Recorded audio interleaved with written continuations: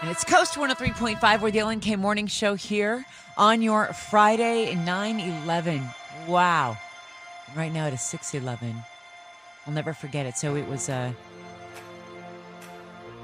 actually kind of sunny. I was here. It was 5:46 local time, so 8:46 New York City. And working with Rick Dees, pregnant with Calvin. My God, almost 8 months pregnant. And that first plane went in, and I was working with Vic the Brick, Ryan. Yeah. And so Vic the Brick had the TVs in his small little studio area, and we could all see each other through the glass, so I went in there.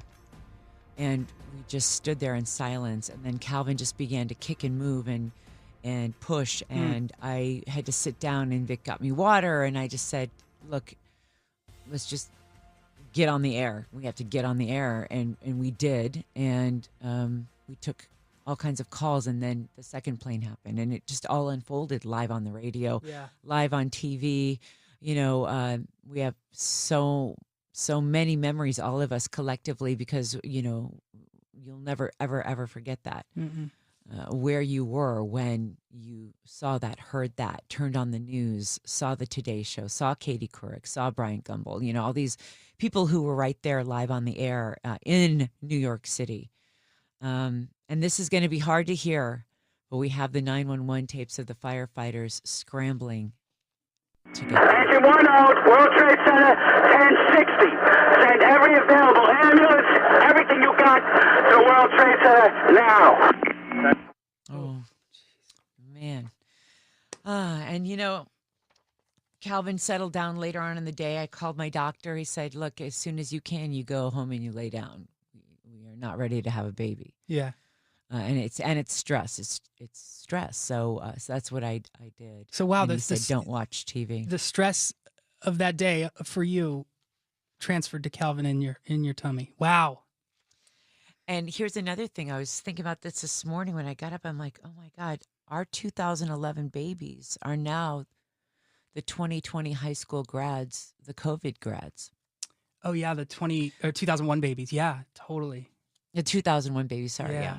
Gosh. So the 2001 babies are now the 2020 high school grads, and born into that atmosphere and graduating high school in this atmosphere. Yep. These kids have been a lot through their lives in only 18 years. Yep. And then, you know, that's when Christmas music was born on Coast, because everyone was just so sad. Nobody knew what to do. And then Christmas music. And my husband was actually here working. Yeah. Running the cluster. And so he's like, let's do Christmas music. Let's make everybody feel better. It's feel good. And now we bring it to you, and we're getting ready to do it again. I need some feel good, baby. Give it to me. Give it to me. And here on 9/11, we are remembering a man, John F. Iskyan. He passed. We lost him in the 9/11 tragedy. And so a couple of years ago, we reached out and called his son, Pete Iskyan. I'm going to take you back. When we asked Pete, how you doing? I'm doing well. How are you? We're good. Look, Pete, we have the connection of all connections with you, and so we're so happy to finally come full circle, because for how long, Ryan? About a year and a half? Yeah, almost 2 years. Almost 2 years. We are getting signs from someone near and dear to you, and we believe in spirits, and we believe in guardian angels, and I know you do too.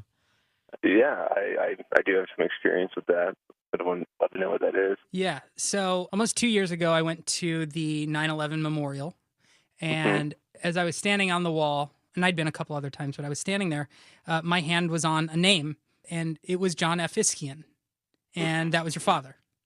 Yes. I didn't think anything of it. We took a couple pictures. That name is in the background in every picture. So we walk inside the museum. There's the room with all of the photos.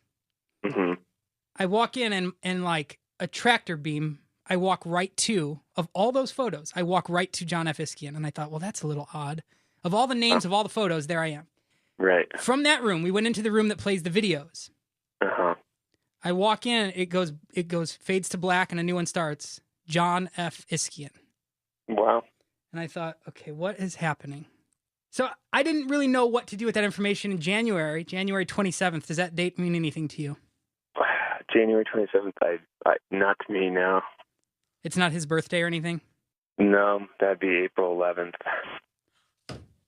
Pete, my birthday is April 11th. Is it really? Yes. Wow, there's another one. There's another one. Wait, but there's more. So we were there January 27th. 3 of us, our whole show went, and there's nothing. They don't allow anything on these walls. And I was just walking the wall, and there's a yellow flower in the period of one name, the dot in one name, and it is John F. Iskyan. Wow, amazing. We know that we are going to continue to get signs, and now that we've connected with you, I know that he knows it, and we just feel it. There are too many ways he's reaching out. Yeah, since 9/11 had quite a few experiences with contact. Yeah. Maybe 6-7 months after 9/11. I was 12 years old at the time, and I was reading in my bed and listening to my stereo, which was across the room, but I was controlling it with a remote control. And all of a sudden, the stereo just turned up as loud as it can go. And it wasn't just like an instant click. It actually turned up. A couple months after that, my mom had a very profound experience at this clairvoyant where she was, talking to my dad through the clairvoyant, and the clairvoyant says, wait, Margaret, there's one more thing. John says, tell Pete he's sorry about the stereo. He didn't mean to scare him. And, it's always nice to know that, if there is something out there looking after us, that, it's in the positive spirit and energy that is my father, and it's kind of a nice thought. Oh, it's beautiful. Yeah. I feel blessed to have someone looking after me like that. The Ellen K. Morning Show on Coast 103.5. Here's to the ones that we got. Cheers to the wish you were here, but you're not.